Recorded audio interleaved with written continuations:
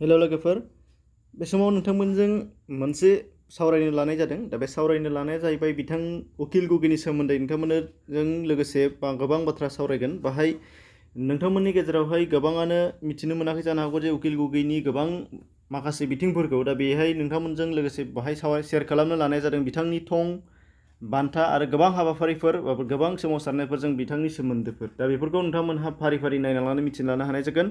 मानो होनबा गोबाङानो सुबुंखौ महर एबा मुंजों मिथिनो हागौ, नाथाय बिनि माखासे बेकग्राउन्डखौ जों गोबांखौनो मिथिया आरो मिथियोब्लाबो नुबोदोंमोनब्लाबो बावबोनाय जायो। मानो होनबा मोनसे बा सासे मानसिनि जेनाखि लाइफ हिस्ट्रि बियो फारि फारि जाबोयो आरो गोबाव समनिफ्रायनो जाबोयो।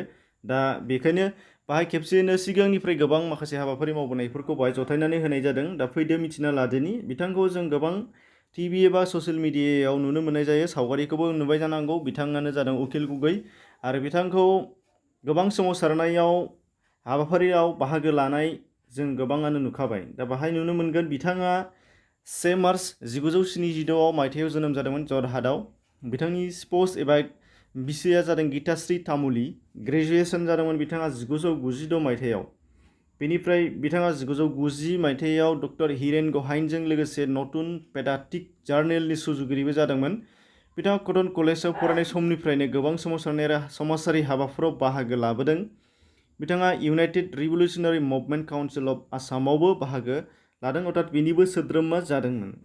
बिनिफ्राय नुनो मोनगोन नोंथांमोना बिथाङा Indian anti corruption movement, right to information, citizenship amendment bill एबा सिटिजेनशिप एमेन्डमेन्ट एक्ट, बेफोरावबो गोबां सोमावसारनायजों बाहागो लाबोदोंमोन बा सोमावसारनायाव सोमोन्दो दंफायोमोन आरो गोबाङावनो बिथाङा दैदेनगिरिबो जाबोदों।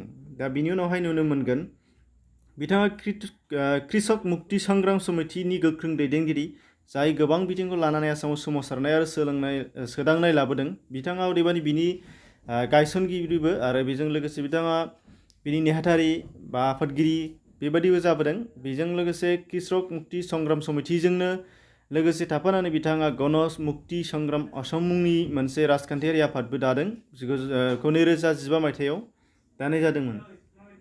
बिनि उनावहाय नुदों बिथाङा कारापसननि हेंथायै गसंथानायनि थाखाय आरो समाजनि गोबां हाबाफारि मावनायनि थाखाय माखासे अर्गेनाइजेसनफोरजों बा गोबां माखासे बान्था होगिरिफोरजों बिथाङा बान्थानि थाखायबो सायख'जादों। बिनिनो बिदिन्थि 2008 मायथाइयाव सनमुगाम मन्जुनाथ इन्टिग्रिटि एवार्ड बिथाङा मोनदों 2008 मायथाइयाव आरो बेजों लोगोसे बिथाङा 2010 मायथाइयाव नेशनेल लेभेलनि नेशनेल राइट टु इनफरमेसन एवार्डबो मोननो हानाय जादों। दा बे मोननै गेदेर बान्थाखौ बिथाङा मोननो हादों गावनि नाजानायनि गेजेरजों आरो माखासे समाजनि गोख्रों हाबाफारि मावनायनि थाखाय।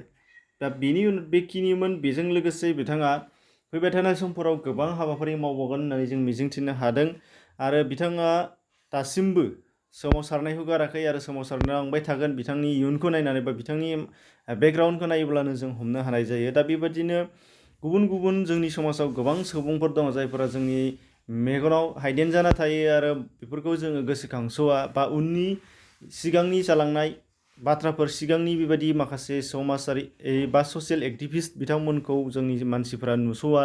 दा बेफोरखौ जोङो मिथिनायफोरा शेयार खालामलायनांगौ, बुजिलायनांगौ, जाहाथे इयुन जोलैफोरा बेफोरखौ नायनानै थुलुंगाखाङो, मटिभेसन मोनो बा इन्सपिरेसन मोननानै जोङो गावखौनो गाव सोदांना लानो हानाय जायो। दा बे हिसाबै जों साफ्रोमबो बेफोरबायदि गोबां गोनां बाथ्रा, गोबां थुलुंगाथाव सुबुंफोरखौ जोङो शेयार खालामनानै होयोब्ला मोजां जायो। दा बेखायनो नोंथांमोननि सिगाङाव बेखौ लाबोनाय जादोंमोन। एसेनोसै, नायनायनि थाखाय साबायखर थाबाय। गोजोन्थों।